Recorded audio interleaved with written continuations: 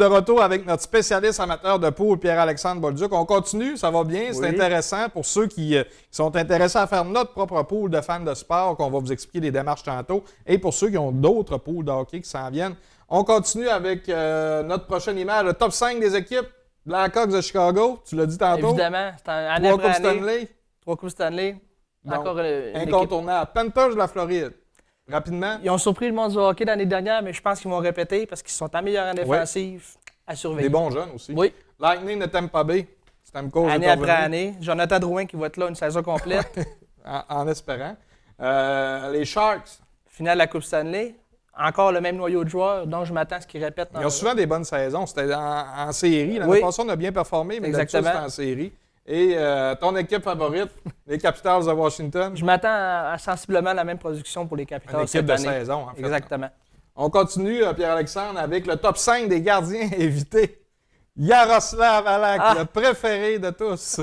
Lui, il faut que tu nous expliques pourquoi. Ça a été le gros débat. Est-ce qu'on garde Halak? Est-ce qu'on garde Price? Finalement, c'est Price qui est resté. Évidemment. Merci beaucoup. Ouais. Mais pour un pool de hockey, je ne le conseille pas. C'est un gardien qui est toujours blessé. Ne vous laissez pas avoir par la Coupe du Monde, même s'il connaît une Coupe du Monde extraordinaire. Pour un pool de hockey, c'est pas un gardien qui va vous donner son plein rendement. Il est toujours blessé. Parfait. Sergei Bobrovski, qui connaît également une grosse Coupe du Monde. Je pourrais dire les mêmes choses que j'ai dit pour Halak à Bobrovski. Parfait. Donc, Matt Murray, tu as raison dans ton choix. Je pense que tu as fait ça avant de savoir que Matt Murray soit blessé. J'ai fait mon top 5 avant la blessure de Murray. Mais c'est parce que je me suis dit, feu de paille. Oui. Il y a eu une bonne série. Il a gagné la Coupe, je veux bien croire, mais il y avait toute une équipe en avant de lui. Je suis pas sûr qu'on va laisser Marc-André Fleury et son 5 millions sur le banc. Non. Donc, c'est pour ça que j'ai mis à éviter. Ça va être soit une grosse saison, mais là, il est blessé. Exactement. Ou une saison moyenne. Simon Varlamov. Varlamov, il y a eu une grosse saison quand Patrick Roy est arrivé, mais ça a été comme toute l'équipe de l'Avalanche quand Patrick Roy est arrivé. Les 2 dernières saisons, Varlamov, très difficile. Il y a eu des poursuites judiciaires aussi concernant la violence conjugale. Donc, c'est un gardien que j'éviterais pour un pool de hockey. Excellent. Jimmy Howard, le dernier. Jimmy Howard, c'est peut-être un gars qui est moins connu un peu, mais durant les 2 dernières saisons, c'est le jeune Peter Mrazek qui l'a devancé. Okay. Mais on ne sait pas encore qui est le vrai numéro 1 des Red Wings. Puis il a été blessé un petit peu aussi dernièrement. Absolument. Donc, c'est un gardien que je ne prendrais pas dans un pool. Excellent. Un autre top 5, les top 5 des joueurs invités.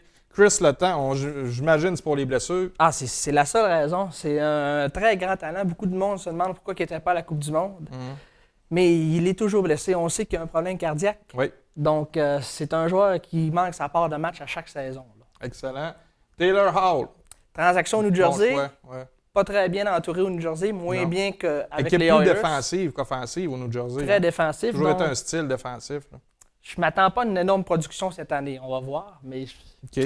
Evander Kane, on sait pourquoi. Evander Kane, c'est monsieur scandale extérieur de la glace. Depuis son départ de Winnipeg, il ne fait presque rien. Donc, c'est un joueur que je me tiendrais loin, justement, pour toutes ces raisons. Là. OK. Jeffrey Lupo, blessé déjà encore, ça se peut-tu? Il n'a même pas passé les tests physiques avec les Maple Leafs, donc il ne sera même pas présent au camp.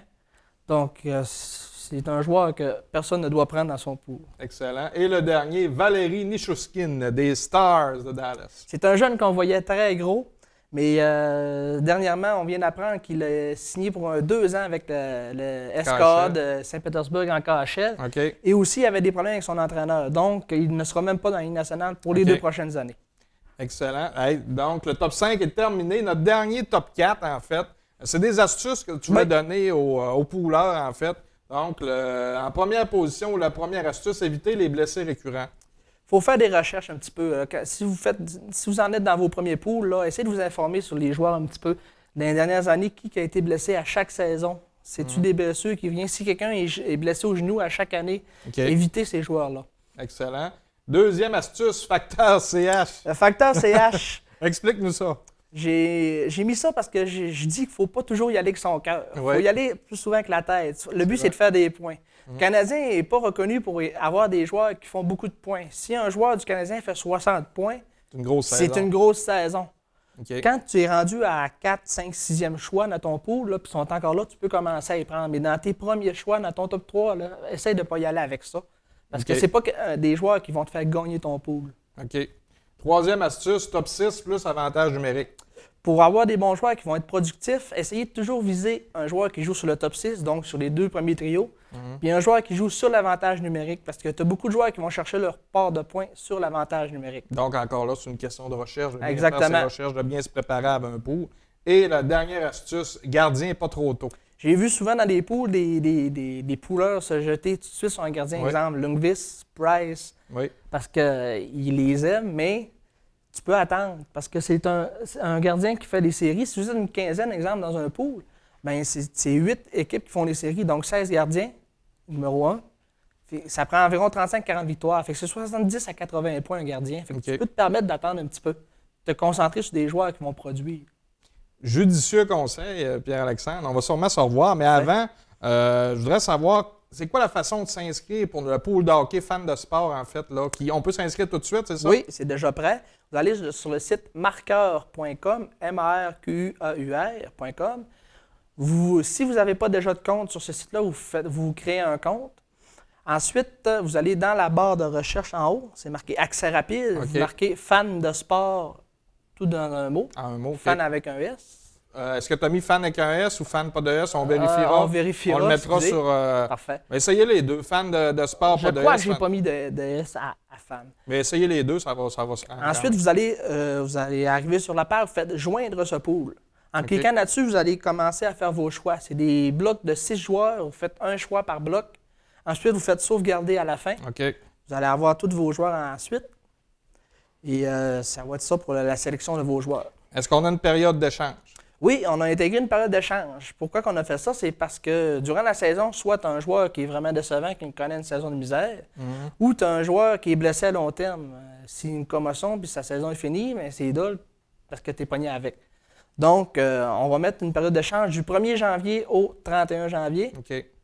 Ensuite, vous allez pouvoir faire une transaction. Vous allez enlever un joueur, en sélectionner un autre. Seulement un joueur? Oui, seulement un. Puis on rappelle, je ne sais pas si on l'a dit, c'est gratuit. Oui, c'est totalement gratuit. C'est gratuit, donc vous pouvez aller sur marqueur.com. Si jamais vous avez des questions, vous pouvez nous les poser à nous. On les transmettra à Pierre-Alexandre qui va nous répondre la bonne façon de s'inscrire.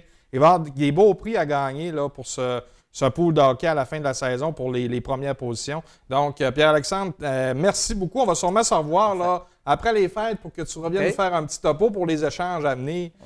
Donc, peut-être tes choix surprenants, des choix plus décevants, donc pour aider les gens à faire leur échange.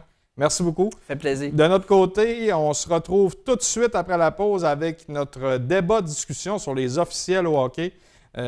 Donc, gros débat à venir là, à l'émission Fan de sport.